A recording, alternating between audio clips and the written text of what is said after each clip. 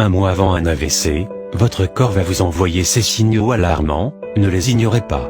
L'accident vasculaire cérébral, l'AVC, apparaît lorsque le cerveau n'est plus irrigué par le sang. Cet arrêt brutal de l'irrigation prive les zones cérébrales d'oxygène. L'AVC est la deuxième cause de mortalité dans le monde, où il touche près de 15 millions de personnes aussi bien dans les pays développés que dans les pays en voie de développement. Qu'est-ce qu'un AVC? La majeure partie du temps, l'AVC intervient à la suite du manque d'irrigation du cerveau causé par une artère obstruée suite à la formation d'un caillot. Il s'agit de l'AVC ischémique. Il peut également être causé par une hémorragie cérébrale après la rupture d'un vaisseau sanguin. Dans 80% des cas, l'AVC apparaît à la suite de la thrombose d'une artère cérébrale et dans 20% des cas, à cause d'une hémorragie. En voici les causes. Dans 50% des cas, l'obstruction d'une artère est due à la présence de lipides autour de sa paroi. Il s'agit d'athérosclérose. Dans 30% des cas, un caillot qui provient d'un autre organe bloque la circulation cérébrale. Il s'agit d'embolie cérébrale. Dans 20% des cas, l'AVC est causé par une hémorragie cérébrale liée à une rupture d'anévrisme, à de l'hypertension artérielle ou à une tumeur cérébrale. Il arrive également qu'une artère soit obstruée temporairement lorsque le caillot se résorbe rapidement sans entraîner de lésion. Il s'agit d'un accident ischémique transitoire, AIT. L'urgence de la prise en charge est aussi de mise car le risque de faire un nouvel AVC dans les 24 heures qui suivent est élevé. À la suite d'un premier AVC, le risque de rechute est estimé entre 30 et 43% durant les 5 années qui suivent la crise. Généralement, une personne sur 10 se remet totalement de l'AVC tandis que les 9 autres sont susceptibles de souffrir de lésions, qui seront plus ou moins importantes en fonction de la zone affectée et le délai de prise en charge médicale.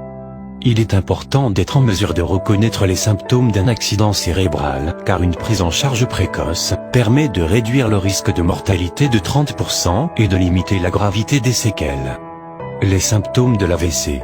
Même s'il n'y a pas de signe précurseur de l'AVC, il est néanmoins possible d'intervenir dès l'apparition des symptômes suivants: étourdissement et une perte de l'équilibre. Trouble de la motricité voire paralysie d'un membre ou d'un côté. Il s'agit du côté opposé à celui de la lésion cérébrale. Trouble de la parole et difficulté à trouver ses mots et à s'exprimer. Vision trouble d'un œil ou des 2 yeux ou perte soudaine de la vue. Engourdissement du visage et impossibilité de sourire. Mal de tête intense, fréquent et accompagné de vomissements. Un accident ischémique transitoire est également un signal d'alerte, car environ un tiers des AVC ischémiques sont précédés de cet accident. Si vous observez un ou plusieurs de ces symptômes, contactez rapidement les services d'urgence pour bénéficier d'une aide médicale. Si l'intervention s'est fait vite, les séquelles seront moins importantes.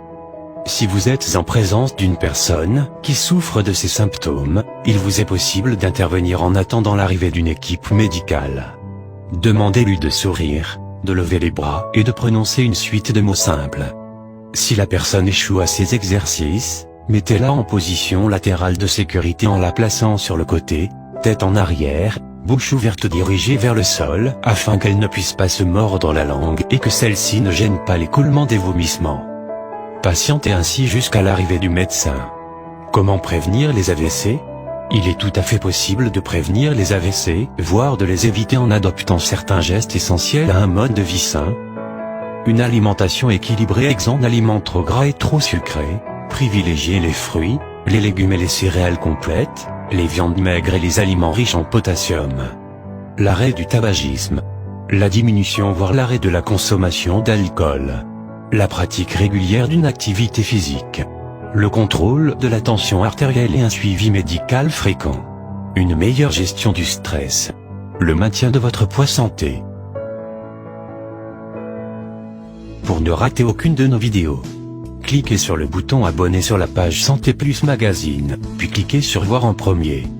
Ne manquez plus aucune de nos vidéos.